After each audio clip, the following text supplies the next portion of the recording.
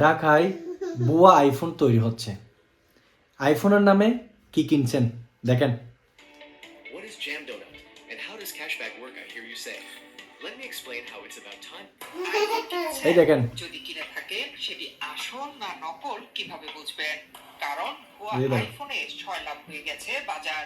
আসল বলে গ্রাহকদের ধরিয়ে দেওয়া হয়েছে নকল মোবাইল সেট। এটা দেখা দাম যাচ্ছে? রাখা হচ্ছে আসলের মতোই। তাই আপনার হাতে থাকা শখের মোবাইল ফোনটি যদি যাচাই বাছাই না করে কিনে থাকেন তাহলে নকল হওয়ার সম্ভাবনা বেশি। অর্থাৎ ফোন কেনায় আপনি প্রতারণার শিকার হয়েছেন।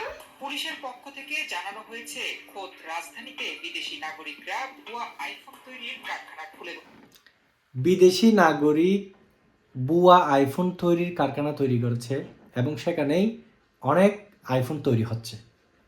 একটা আইফোন কিনতে আপনার অনেকগুলো টাকা মোবাইল কোম্পানিকে দিতে হয়, কিন্তু সেই টাকাগুলো ভুয়া আইফোন নেওয়ার জন্য আপনার সেম টাকাটা তাদেরকে দিতে হচ্ছে। সুদীজন, একটা আইফোন কিনতে আপনার অনেক কষ্ট করতে হয়, অনেক দিন টাকা জমাইতে হয়। এটা সবার ক্ষেত্রে না, অনেকের ক্ষেত্রে। সেই কষ্ট উপার্জনের টাকাগুলো যখন আপনি ভুয়া একটা আইফোন কিনবেন তখন আপনি চরম ভোগান্তিতে পড়ে যাবেন। আপনার নিজের কষ্টের উপার্জনের টাকা দিয়ে আপনি কি কিনতে যাচ্ছেন? আপনার যদি ফোন হারাই যায় তাহলে আপনি সেই ফোনটা উদ্ধার করতে পারবেন না। যদি ইএমআই নাম্বার একটা দিয়ে যদি অনেকগুলো ফোন তৈরি করে তাহলে সেই রিস্কটা অথবা সেই লাইবিলিটিটা খেয়ে নিবে। আমরা দিনের পর দিন যেই প্রত্যেকটা জিনিসের মধ্যে যে আমরা ঠকে যাচ্ছি, আপনার দেখে শুনে যাচাই বাছাই করে অরিজিনাল ফোনটা কিনতে হবে, না হয় আপনি বিপদের সম্মুখীন হবেন, অনেক বিপদে পড়বেন। এইটা দেখার পর আমি যেটা আইফোন 13 ইউজ করি, আমি একটা খুব আগের মডেলের একটা ফোন ইউজ করি, তখন আমি আমার ফোনটা দেখা শুরু করলাম এতদিন যেভাবে দেখছি। কিন্তু হঠাৎ করে এই খবরটা শোনার পর আমি আমার ফোনটা আরও বেশি অনেক বিশ্লেষণ শুরু করে দিয়েছি যে আমার ফোনটা কতটুকু অথেন্টিক, কতটুকু অরিজিনাল, সেটা আমি নিশ্চিত হওয়ার জন্য আমি অনেকভাবে চেষ্টা চালিয়ে যাচ্ছি। এখন আপনি আপনি কোথায় গিয়ে শান্তি পাবেন? আপনি কি খাবার খেতে গিয়ে শান্তি পাচ্ছেন, নাকি কোনো একটা প্রোডাক্ট কিনে শান্তি পাচ্ছেন, নাকি আপনি কাপড়ের দোকানে গিয়ে শান্তি পাচ্ছেন, নাকি আপনি গাড়িতে চড়ে কোথাও যাচ্ছেন সেখানে শান্তি পাচ্ছেন? শান্তি কোথাও নেই। শান্তি আমাদের নিজেদের থেকে খুঁজে বের করতে হবে, কোথায় গেলে শান্তি হবে, কোন জিনিসটা কিনলে শান্তি পাবো।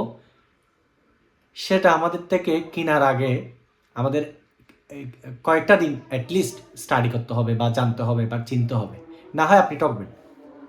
তা আমার ব্যক্তিগত পক্ষ থেকে যারা এই আইফোন ইউজার বা আইফোন খুব বেশি পছন্দ করেন, আইফোন কেনার আগে আমাদের কনসাসনেস থাকতে হবে, অ্যালার্ট থাকতে হবে।